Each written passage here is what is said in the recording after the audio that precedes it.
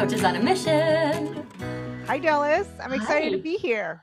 I'm happy to have you. I'm happy to have you. So, before we dive in, how are things going for you? In particular, inside the hive, how's it been? It's been great.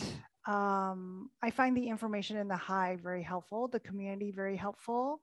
Um, I feel like when I started my coaching business, I was sort of all over the place. Hmm. I would do this, like put some posts on social media. I would get my friends to be on my email list. But now I feel like there's more of a system going through your modules in that Hive, like creating a lead magnet. How do you test the lead magnet? How do you look at your conversion rate? Is this working for you?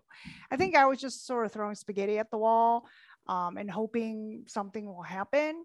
And being in the Hive and going through these modules gives me a much more objective way to look at things, Right. take the drama out of it. And the frustration still is there sometimes, but and definitely sometimes disappointment too.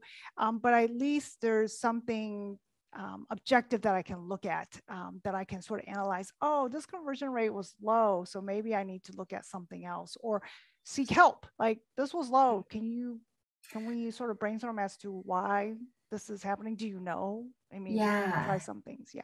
I love that you're bringing this up because I think so often we don't know what to measure. And so then we just like try something different. So a year passes and I've tried a bunch of things, but I haven't moved the needle at all. So I love because you are someone who is not afraid to take action and not afraid to just jump in and test things, which has been so inspiring for me to see you in action that way. But for us to be able to problem solve instead of start over Yes. is so important if we're actually going to move things forward. So thanks for modeling that inside the Yes. program. Oh, thank you. Yeah, I'm happy you do it. I'm not trying to model. I'm just trying you're, different things. you're just being you. Yes. Yeah. All right. Well, let's dive in. I, I want to know more about your audience. So fill our listeners in on who you serve and then walk us through what you want to focus on in our conversation today. Sure. So my background, I am a physician, but I am no longer in active clinical practice. I left active clinical practice because of burnout and workplace Mm. trauma. And so with the pandemic starting about 2 years ago, I was seeing a lot of my colleagues going through, I don't like the word burnout a lot, but that's just sort of what we're using. So I Okay. knew that they were overwhelmed, they were exhausted, there were problems within the healthcare the field that I think got highlighted because of the pandemic. Hmm. And so my heart always goes out to this group of people. So I help exhausted healthcare professionals feel fulfilled and purposeful again so that they're thriving and enjoying their life here and now I instead of love it. counting down the days until retirement or just grumbling as they're going into work, understandably so. But if you're going to stay, how do we make it so that you love your job when you're going into it instead of being miserable? Yeah. And I feel feeling like, like you don't have the choice, like feeling that forgetting that you're choosing to, like, if you're going to stay, that's your choice. Great. absolutely. So, Yeah. like, own it and be there for a reason. Yeah, I get that. Yeah. And there's still a greater purpose. Yeah. Despite what it feels like, you are still fulfilling a greater purpose and of huge Mhm. value to humanity. So, Yeah. Immeasurable. yes. All right. Okay. So, we have an understanding about this important work that you are doing. How can I help you today? What are we working on? So, I have done mostly my coaching practice so far has been one on one private sessions. And I feel like it's time for me to offer power groups or group coaching sessions to my clients, to potential clients. When I market, I always talk about, wanting to feel fulfilled and purposeful again in your career. And I think sometimes people feel like, doesn't matter. I'm just going to grit my teeth through it. You can't Mhm. help me with that. Or somehow they don't feel like it's important enough for them to invest in coaching for that matter. But I know there's some other um, wishes, results that my clients will want, and that might be in the realm of parenting. How to, I don't know, deal with your teenage kids, how to Mhm. be whatever. If you have small kids, how do you juggle home and work and being a mom and a physician or a nurse, someone who's really busy? I know that my clients talk about relationships, whether it's with a spouse, whether it's with aging parents, whether it's with colleagues and Yeah. friends. Goal setting, just because they reach a certain pinnacle, they doesn't mean that goal setting comes to an end. And in fact, I encourage continued goal setting to keep us, I don't know, excited about life, at least Yep. for me. Fitness is a big one. We all Mhm. know fitness is important to our mental health and physical health, but I think we as providers push that message out there, but sometimes we don't take our own advice. Yeah, totally. But we know we should. Like it's always one of those things. Like I know I should, so now I'm going to judge myself for not doing it. So it's like this catch-22. I'd love to form a group to talk about weight loss strategies. So yeah. I love it. I just got this really clear picture in my mind of the wheel of life, right? Like such an old school coaching tool. For those of you, Lee, maybe are you familiar with the wheel of life? I don't think Oh, so. okay, great. So for our listeners or for you, the wheel of life, it's like a pie chart with different areas of life that make up the whole. So fitness, relationships, spirituality, community, health, finances, just sort of like Yes. here's your life in a series of categories. And Yes. I got this picture of if I am an exhausted physician who has reached a certain pinnacle and now I'm not even really clear on my goals, but I'm still in this work and I'm hating it. For you to tell me I could have more fulfillment, that feels nebulous and big and kind of impossible. Yes. But if you help me have more fulfillment in my relationship with my teenager, that's going to bleed in to these other areas of my life, including my job. And that's something I can get my head wrapped around.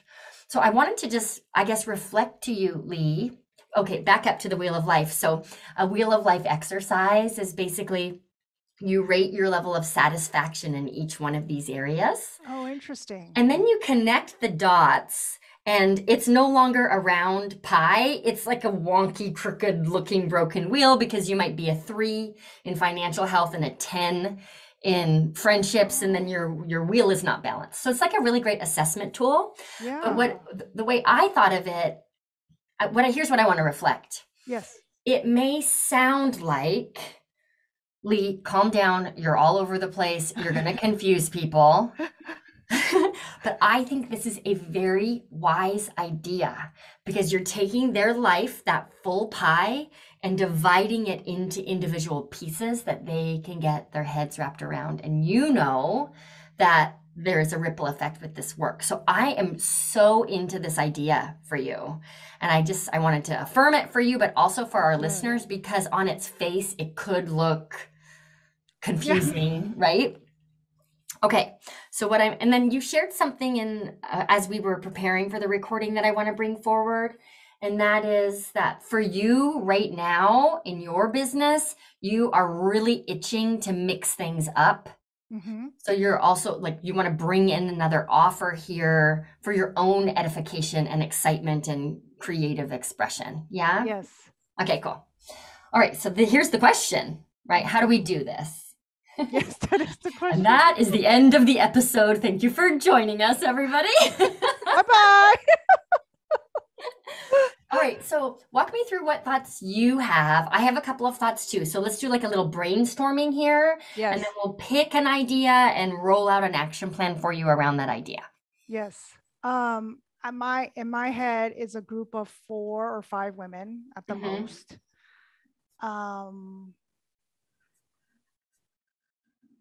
We would meet once a week.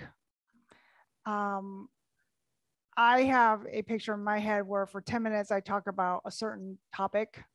And then we go into coaching.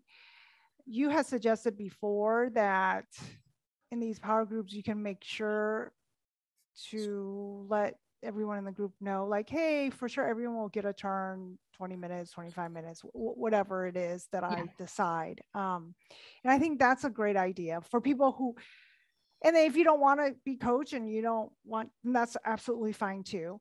And then I think same with sort of the teaching point, just because sometimes my clients are not familiar with coaching. So there's just some basic ideas, concepts that I just want to communicate across. Doesn't mean that we have to be coached about that. Or I could give an example in my life of something that happened. That's what I actually like to do. Like something that, for example, if it's parenting, something that happened with my son or my daughter and how coaching helped me in that particular scenario. Yeah. Yes. Okay. So are you envisioning this to be a time-bound container, or would it just be an ongoing group? Like what's that structure you're envisioning? I think it would be time bound. I would say 12 weeks. Mm-hmm. Mm-hmm.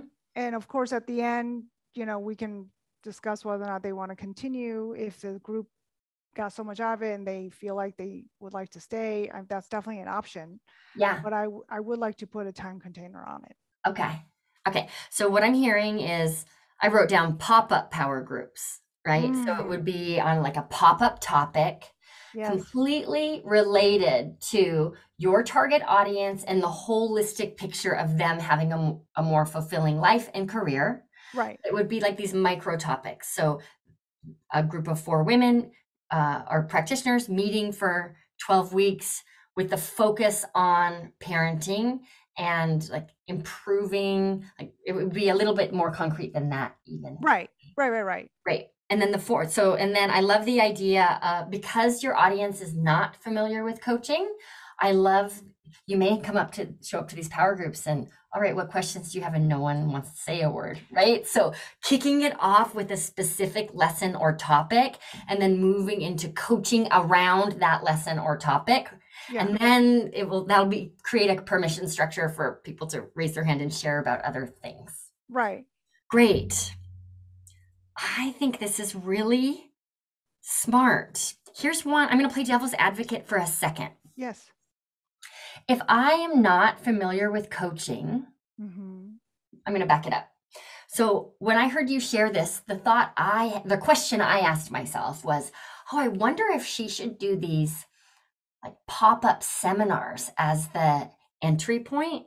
So it would be I don't even want to say webinar, but a class, right? Like a 60 or 90-minute class, structured a lot like the Foolproof Webinar Formula, but we're workshopping something. You're going to teach me a coaching skill. You're going to give me the experience, and then you can present an offer to move into the power group.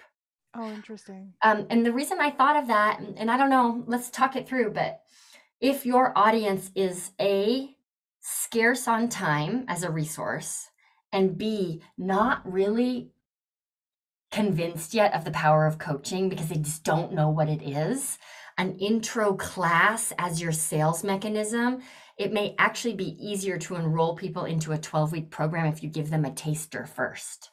I think you're absolutely correct. Because, we talk about inside the Hive climbing the awareness ladder. So I'm pain aware, and I'm problem aware, and then I'm solution aware. And one of the awarenesses they need to have is like, what the hell is coaching and why should I care? Right.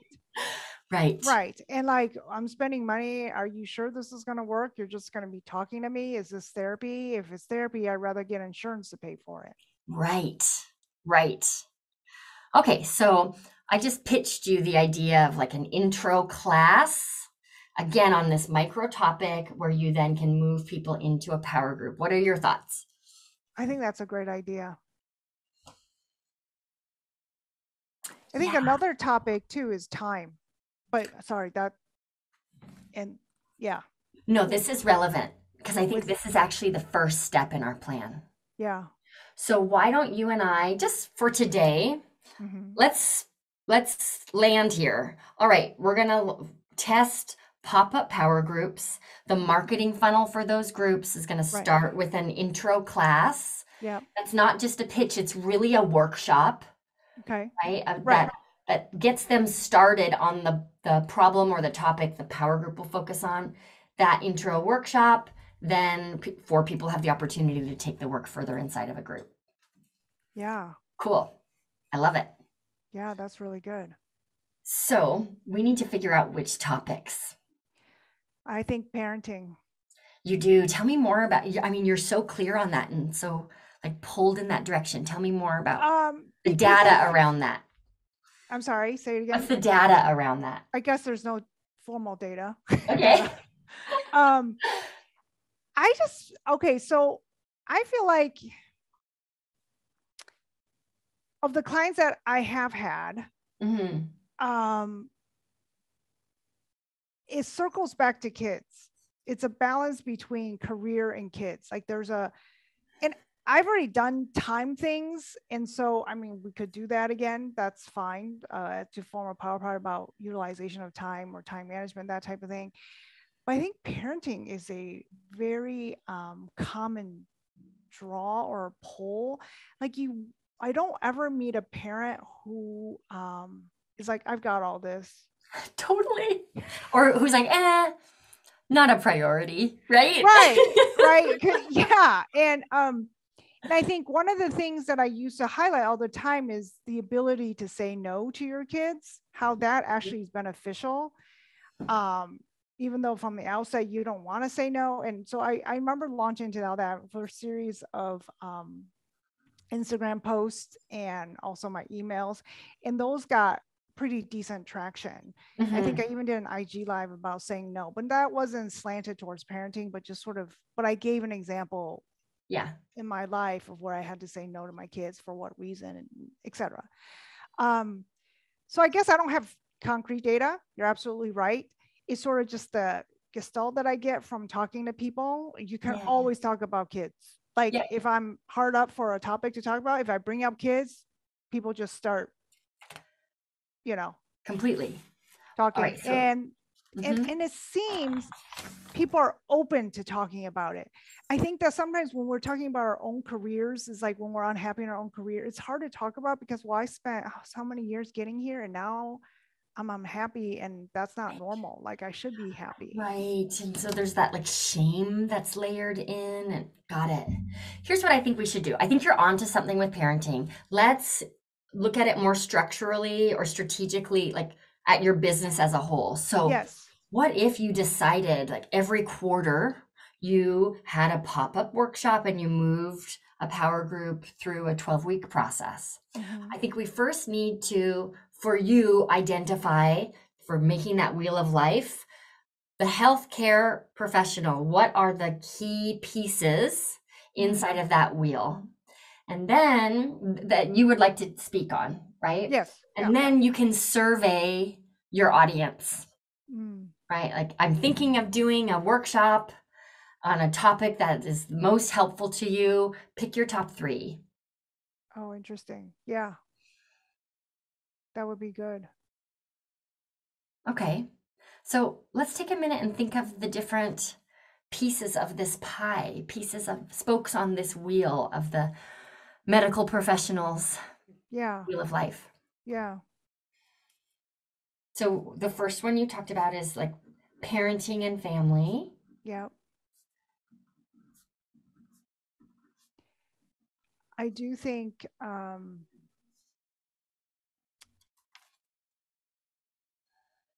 think goal setting is another one. Because under goal setting, there can be a few topics like fitness. Well, I think mental and physical health might be its own category. Yeah.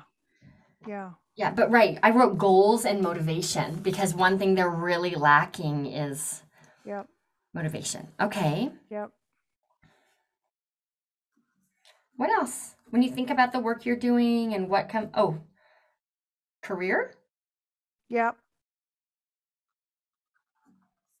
That's in a way that's the umbrella though, right? Like I'm talking to you, the medical professional. So let's have that be the umbrella, and then we've got your spokes here on the wheel. Right.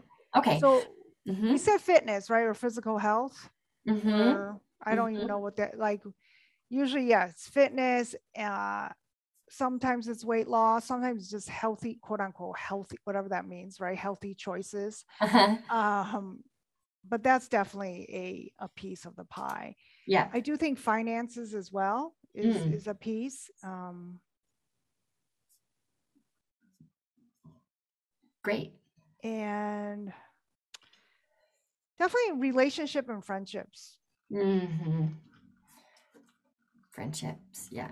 What about life outside of work and family? Like what would you call that category, or is that a value for them?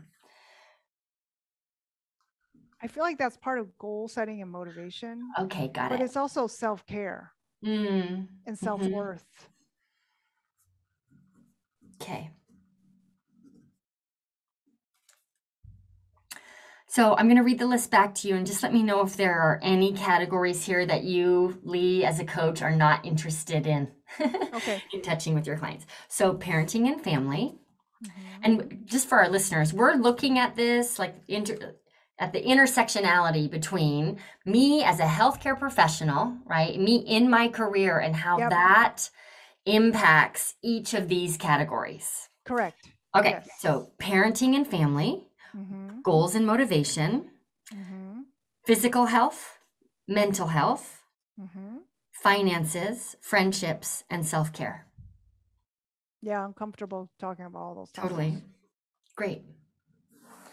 I think we should not send out a generic survey like this. I think you and I should take a minute and brainstorm a possible pop up workshop topic just to Mm-hmm. bring the survey to life, Yeah. right? Like self care, what the hell does that even mean, right? Right.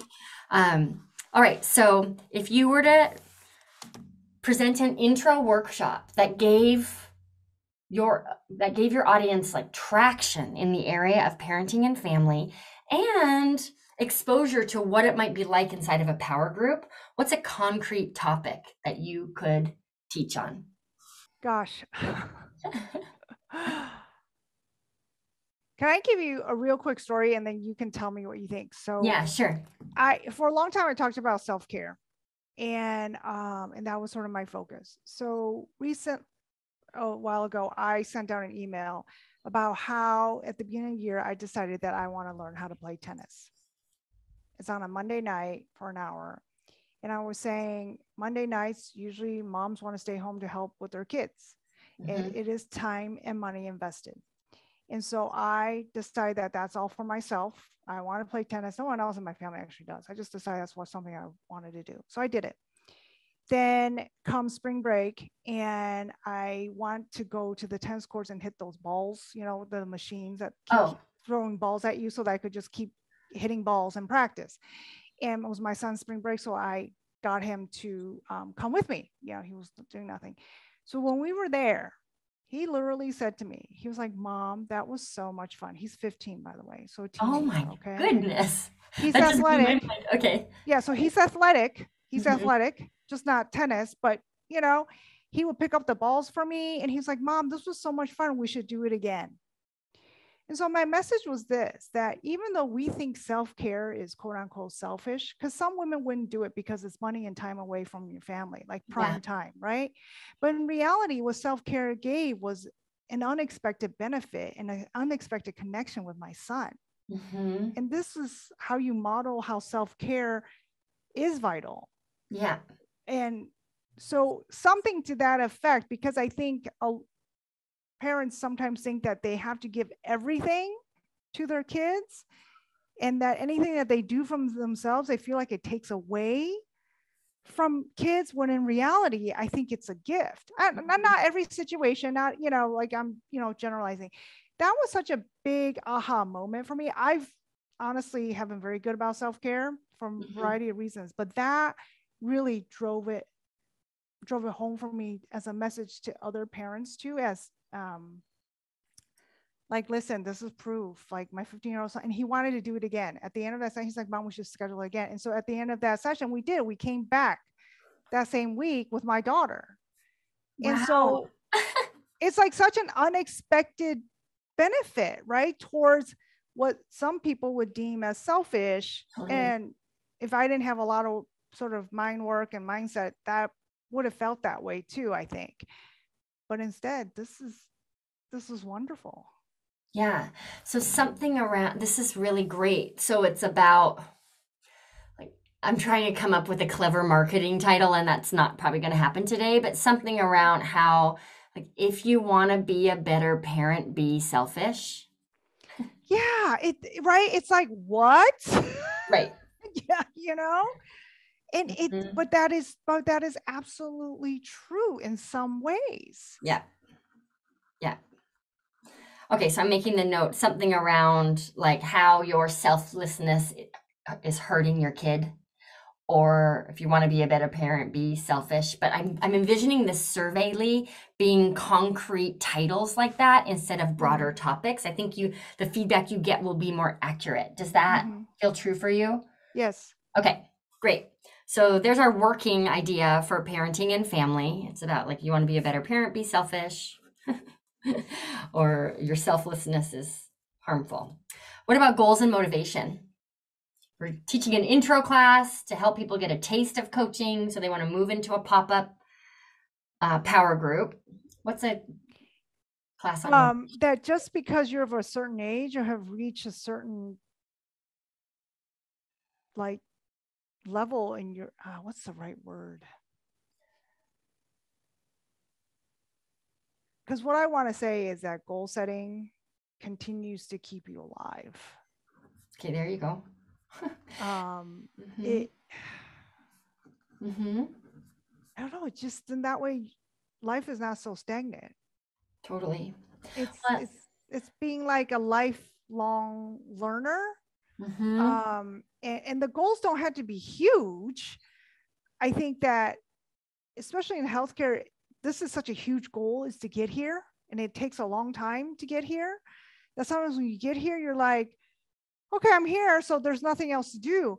But our career could span 35 years. Yeah. And so wouldn't it be nice that you have some, like I said, it doesn't have to be gigantic as the first time around, like medicine, right? It could be, Crochet.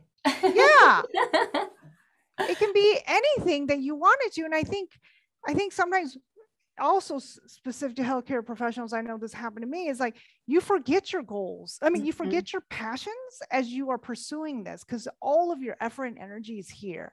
But when you get here, which is wonderful, you can sort of sit back on a certain level. It's a different type of stress and busyness. You can ask yourself again, what was it like? What did I like to do as a child? Oh, I love to paint. Oh, I've always wanted to learn how to crochet.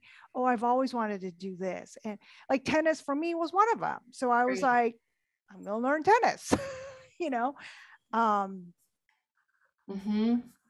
This is so good. Because it's like they have spent so much time focusing on this goal that there wasn't even room to focus on their other interests, let alone other goals. It's like, great, you met this right, huge goal and now you've forgotten how to set other goals. So right. maybe the topic is that and something around like how to set goals after you've already accomplished the big one. Yeah, yeah, that's great. Great. Absolutely. What about a possible class topic around health, physical health, or even more specifically, weight loss? Um, Gosh, this one. Mm-hmm. um, you tell your patients how important physical activity and physical movement is, and how important that is to combat like diabetes, high blood pressure. Um, like, why don't you take your own advice?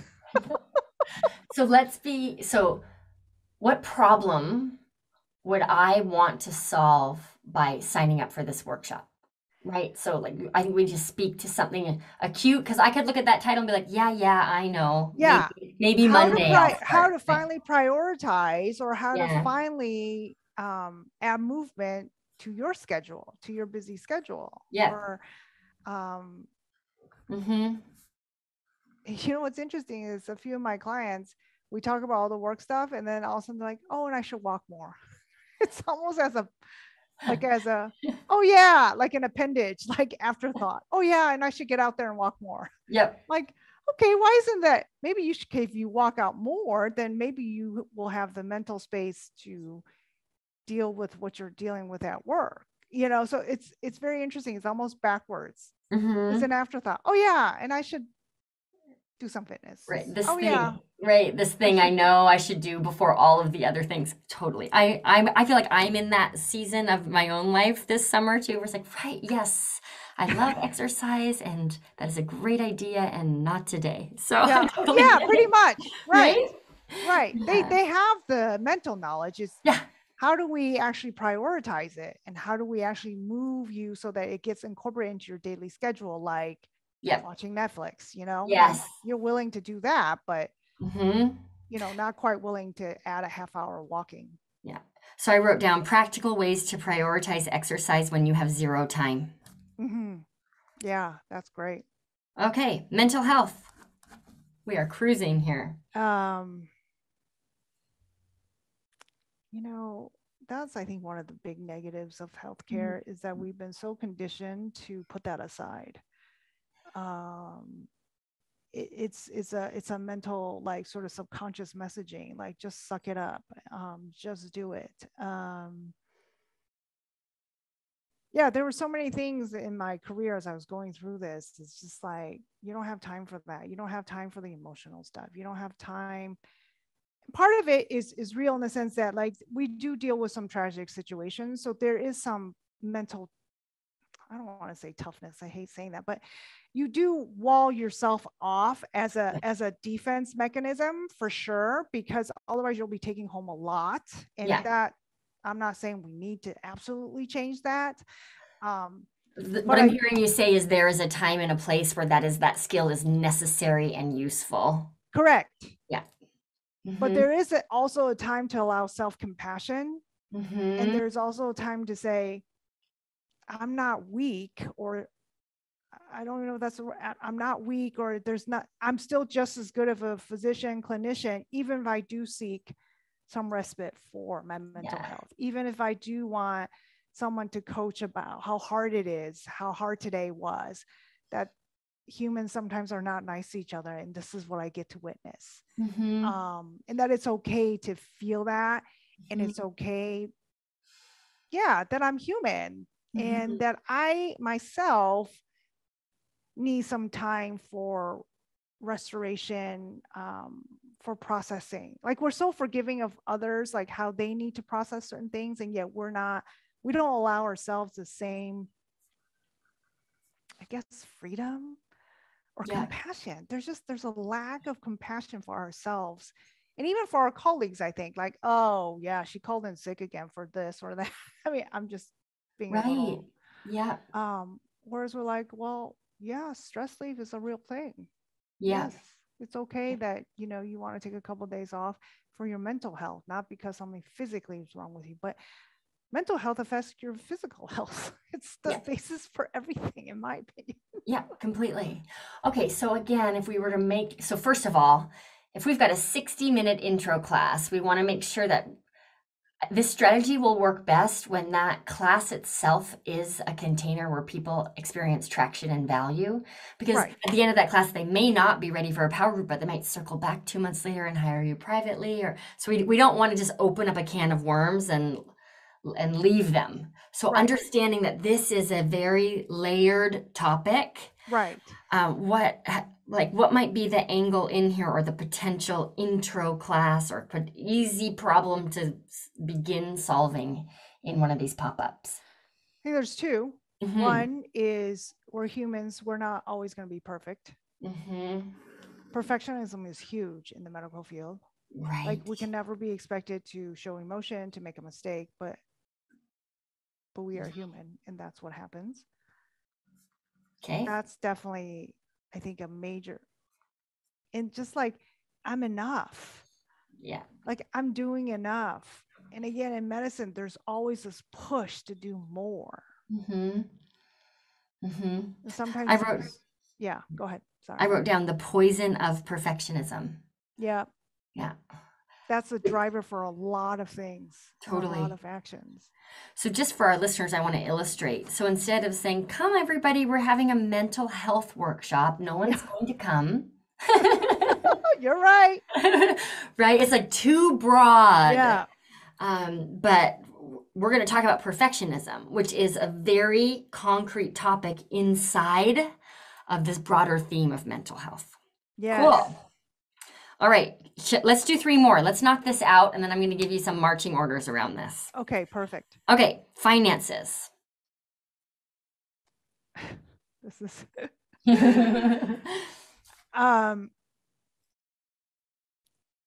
I find it humorous. I don't, maybe that might not be the right adjective. When I hear healthcare professionals, and I'm guilty of this myself, what do they say? Oh, I can't afford that right now. Oh, okay. And I'm always like, if you can't afford it, I don't know who can. It's coming from a scarcity mindset, right? It's coming from a background of probably not having much and now moving into actually quite a bit of wealth. Let's just be honest.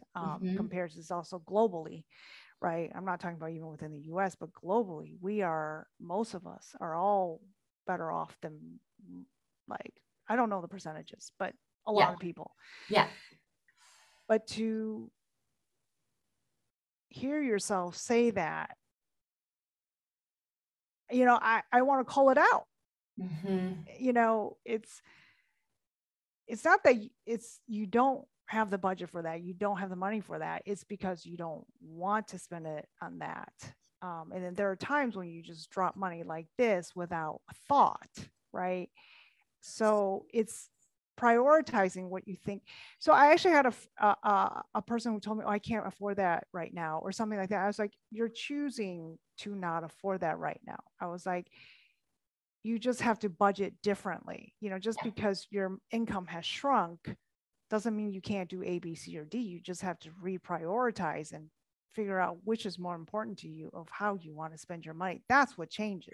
That's what I hear you saying, is it's not like have an abundance mindset. It's own the fact that you choose every dollar you spend. So if you're saying you can't afford it, shift that to I don't want that, and now you're in a more empowered position. Is that? Yes, exactly. Yes, exactly. So what's the language for this for an intro class? Stop saying you can't afford stuff. Yeah. I know. You can afford stuff. You can afford whatever you want. That's really the truth, right? I mean, I'm not like trying to be judgmental about how people spend the money. You spend your money however you want to spend it. Yeah. But it's the phrasing is so interesting to me. Well, I just can't afford that right now. I'm like, really? Yeah, something around, and I don't even think financial. I wonder for this audience if it's if that word is in the workshop, they're going to expect spreadsheets or investment suggestions, right? It's more around like owning your decisions. Yeah. I mean, in private schools, 30, 40,000 without a blink of an eye, it's dropped, right? Yeah. But, a massage is going to cost $150 for myself? I don't think so. Yeah, like why you need to spend money where it matters. Okay. All right, we probably need to workshop that a little bit more, but we'll move on to number 6, friendships.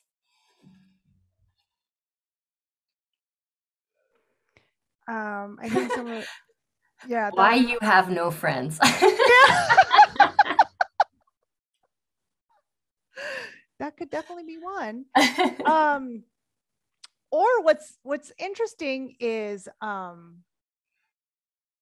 think it's like the whole, and my coaching school talks about manuals, like expectations for certain people, for certain friends, and how that sort of sets you up for disappointment. Yeah. Is our expectation of how we think a friend should behave, or how a relative should behave, how our brothers or sister as an adult. So relationships are very interesting that way. And I think that for medical people, it's very practical, right? Like, this is what I have time to do, and I'm going to choose to do this. And now you're late, and that you just sort of ruin my plans. Or they feel sometimes, I think that when I used to try to make plans, it's like, you don't understand, my time is so precious, and I'm allowing you, I'm inviting you to something, and you're backing out of it. And how to not take that personally. Totally. And relationships are the same way, like holidays and stuff. Hey, I'm finally free for this holiday. I don't have to work. Let's get together. And then the other person is like, well, I don't have time. I can't get together. And then there's that hurt, right? Yeah. Like, what do you mean? I'm so busy and this is the time I have free. And then you're saying no to me. And so something to that effect. So I love this. So if you think about your target audience, what is their way of describing this phenomenon, which is like it's your expectations that disappoint you, not the other person's behavior. That's what I hear you saying. So what would be their They would words? say I was wrong. They would say of course it's the other person's fault. It's Right? not my fault. Yeah.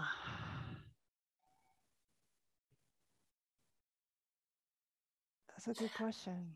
What's coming up for me around this is something around like the balance between your professional demands and your social life and your friendships, like how to navigate that the push and pull there. Yeah, like my free time is not their free time. Yeah. And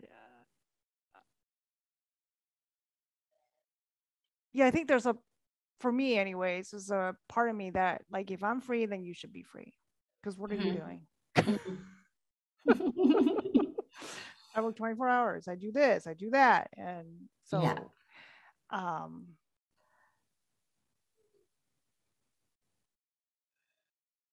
I think it's also how to handle disappointment. Yeah. Or even like how to talk to how to talk about, I'm not going to get the right language, but it's like how to make your friends understand how demanding your job is, which you're going to like flip that on its head so fast. Yeah. But isn't that what they want? It's like people don't understand how much it took for me to Correct. have Christmas Eve off, and the fact that you're not canceling everything because I'm available is shocking to me. Right. Right? Yes. Okay, so we'll put a pin in this one too, but it's something, I think this is the piece. In their mind, they want people to understand how much freedom they don't have, right? Or how precious their time is. Yes. Mm-hmm. Yes. How to make sure everyone knows how important you are.